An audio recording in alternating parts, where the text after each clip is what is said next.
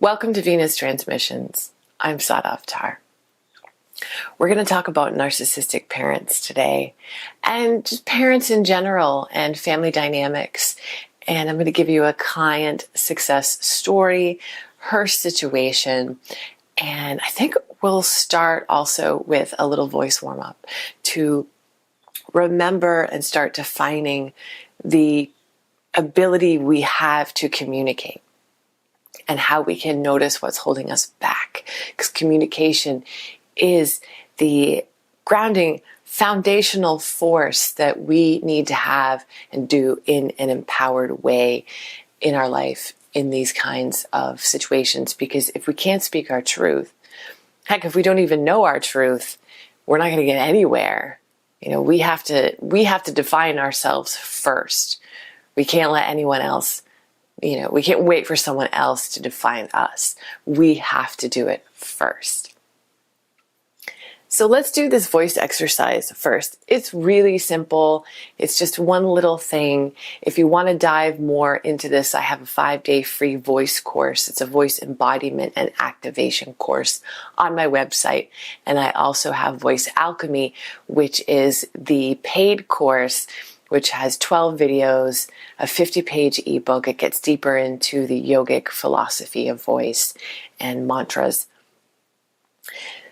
We're just going to take our lips, connect with the breath, and let the breath flow.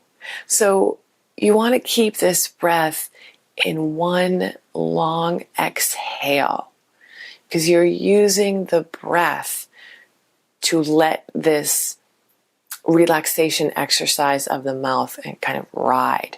Because we'll notice that we can breathe when we're really tense, when we have to say how we feel, we can get really tense and we don't want to do it.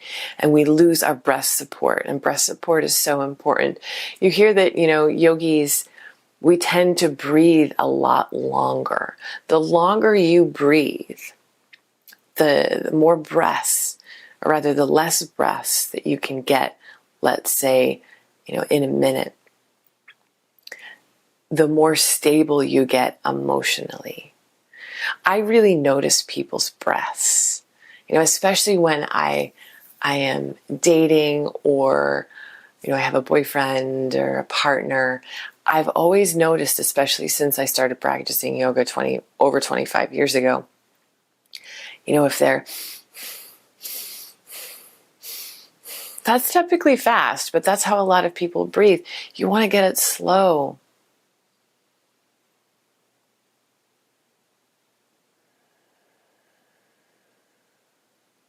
That's my typical breath cycle during the day. Inhale through the nose.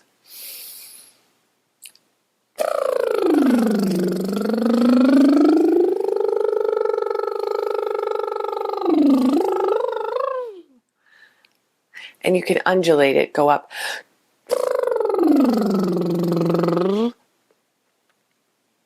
I lost the breath support.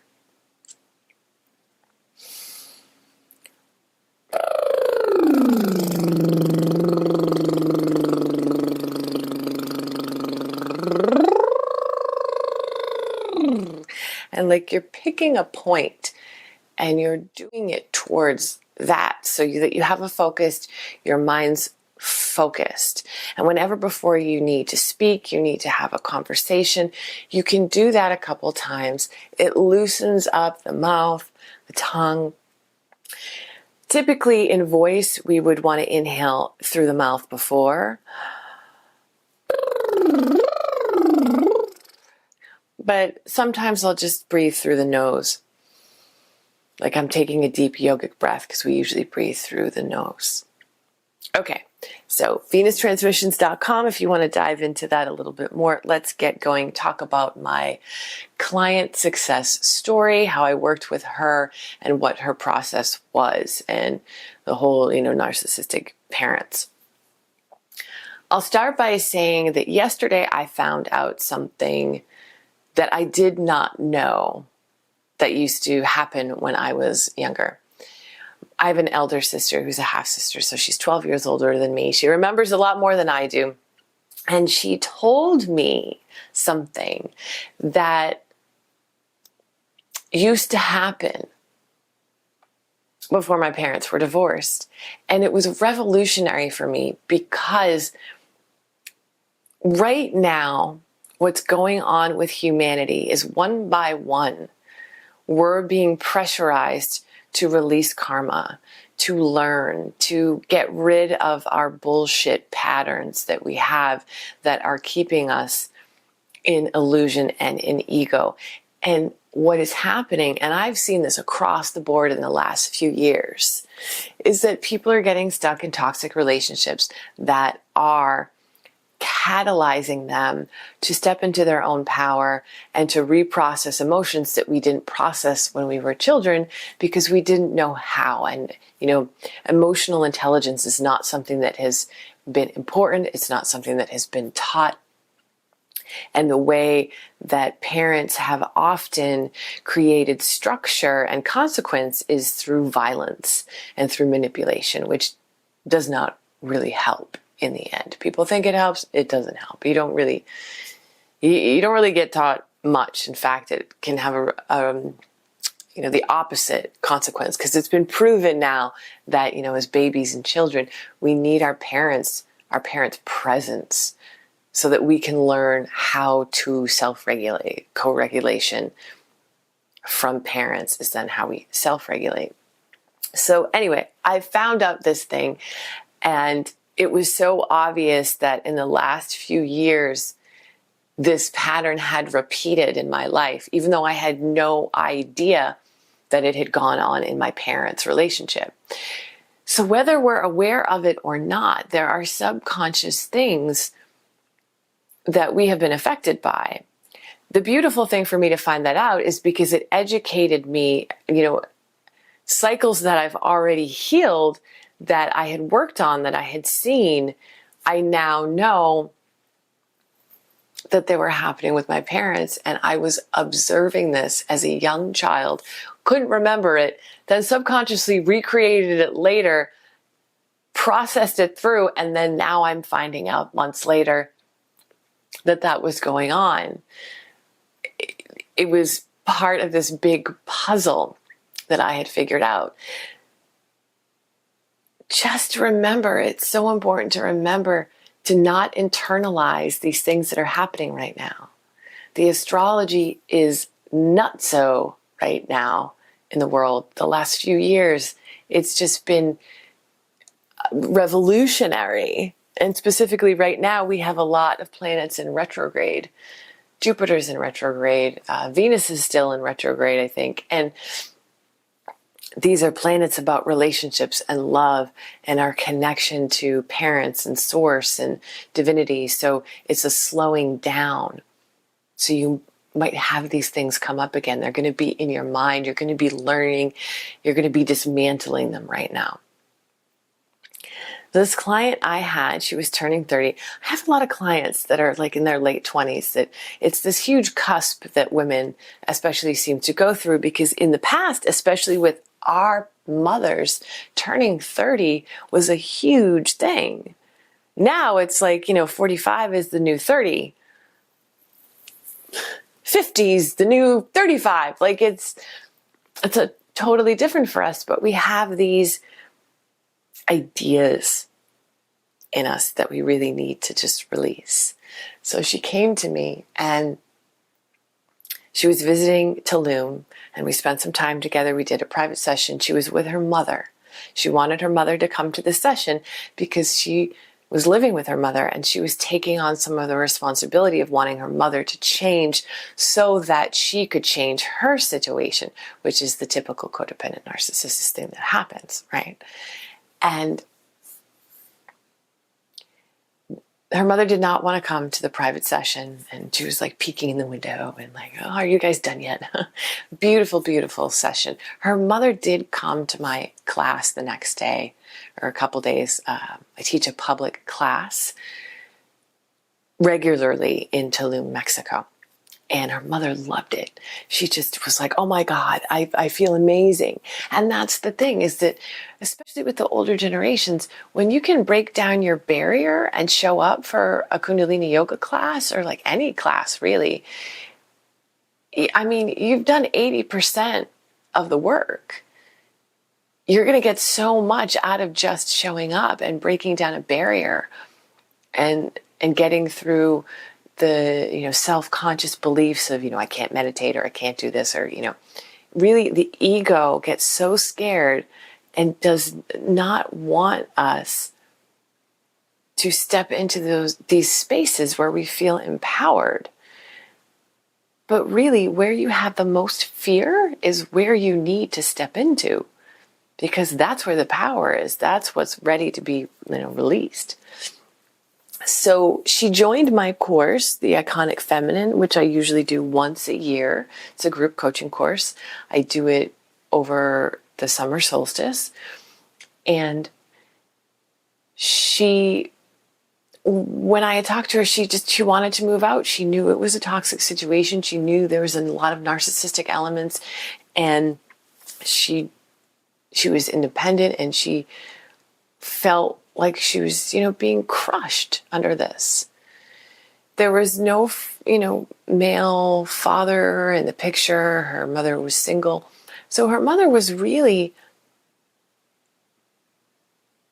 we can't even say that her mother was like a narcissist or anything, but her mother, like so many of us do, was projecting on the outside and was needing to feel valued through the relationship with her daughter, that maintaining it, that is what gave her value, that is what gave her purpose in life, instead of living in her own frame and her, own purpose and story and power. So she was in the process of, taking those first baby steps, but then the bigger steps of moving out on her own. And it was really, really suffocating. And the more that she wanted to step into her own space and go on that journey, the more the tension of the grasping that, her mother had reached out for her.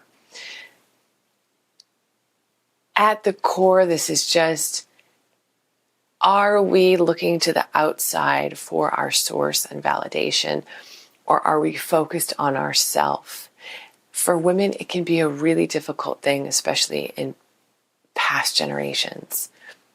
I was reading, I've mentioned this before, but I was reading more statistics about what women were not allowed to do up until, I forget what the last one was, in 1988, or something. Like you couldn't, you could be refused an apartment up until that time because you were a woman, or because you had children as well. Like it was just some crazy statistic. And I remember my mother going through a divorce, and her having to navigate that, and how the court system was not supportive in the 80s of women going through divorce. It was, terrible. But this is a legacy that is leaving. And we have to step into our own power. Parents, it's all really comes down to fear. And by the way, she did move out, and she's shining and bright and really, really, really happy. And that was a catalyst for her getting out of other relationships where she was disempowered, other people that there was another male relationship element going on that really was not good. And it's these pressures. It's like the pressure that turns carbon into a diamond. That's what these situations are. Growing up in dynamics, often, my parents were so supportive of me pursuing what I wanted to pursue that I feel very grateful to my parents, because even though everything else was a total shit show a lot of the time. They were so proud of me. They missed out on a lot. They didn't get to see me DJ. They didn't get to see me do a lot of things. But they, in their own way, my father got to listen to a lot of my music, and he loved it because it's beautiful, mantra music. If you like meditation music, I'm on Spotify under Sadaf Tar. And my mother was so proud of me with acting. She would tell everybody when this movie I was in was on Amazon Prime and you could watch it. They always allowed me to do that, but not all parents do. Not at all. Narcissistic parents live through their children often, where their sense of worth is only validated by what their children are doing, and they want control. And sometimes that's just a subconscious manifestation. But the truth is that some parents, they are vindictive, they are manipulative. They enjoy that. Some people get they get some juice out of it. You have to not internalize other people's behavior. Others people's behavior is their responsibility. How you act and not react is yours, and that's it.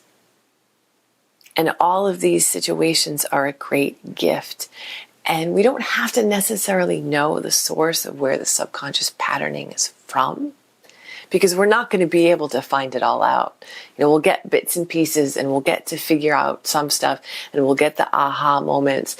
And there's certain processes you can do that will show you that patterning and that breaking down of things, and just stuff you'll think of stuff and it'll come up and then it'll release.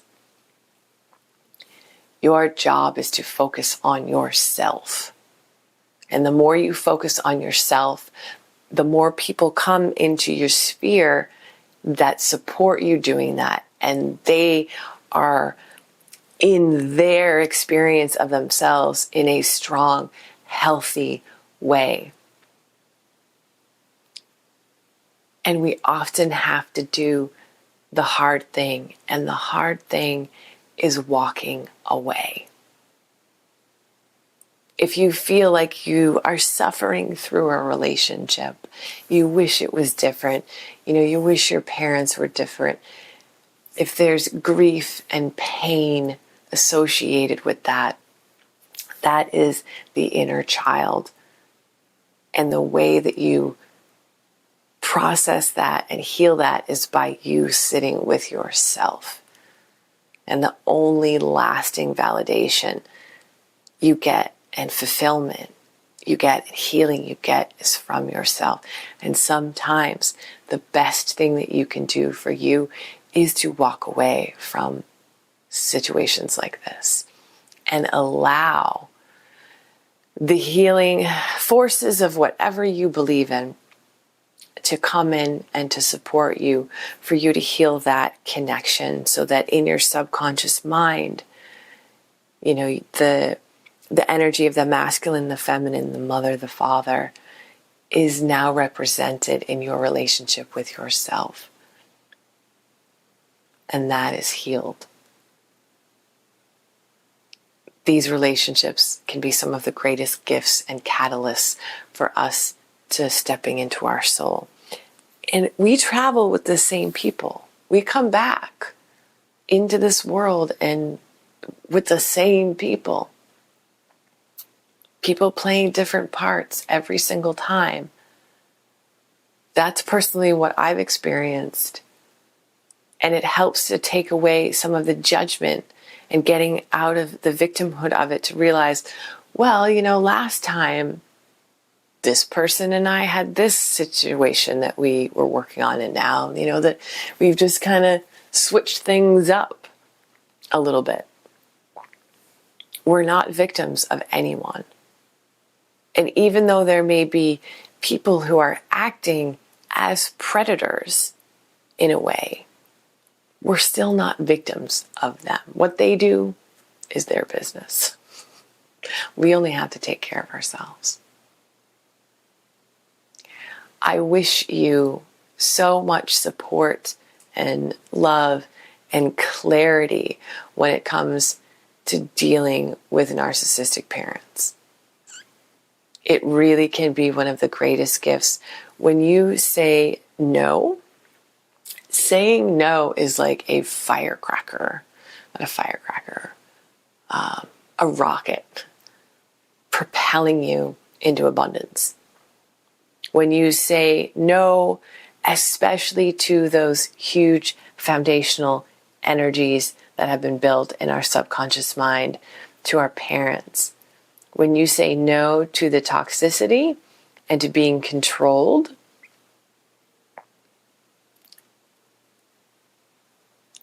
all your energy comes back. And you have so much more to create and attract and be in abundance. Because everyone's abundance is truly sourced within themselves. And it's more about a feeling.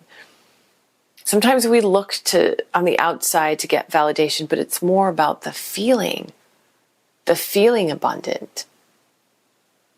You can have the same exact thing happen to two different people, and one person, still like that glass half empty, half full, is going to see it one way, and the other person's going to see it in another. VenusTransmissions.com. For any information as well, I have that free 5-day course, and then information about coaching, about some of my client experiences, testimonials. AquarianYogi.net is my online Kundalini yoga studio, and you can try that for free as well. Keeping up on a practice so that we can keep connecting to ourselves and getting strong and be the force of nature that we truly are. Satnam. Please leave your comments, questions below. I look forward to hearing from you. Don't be afraid to express yourself. You are beautiful. Satnam.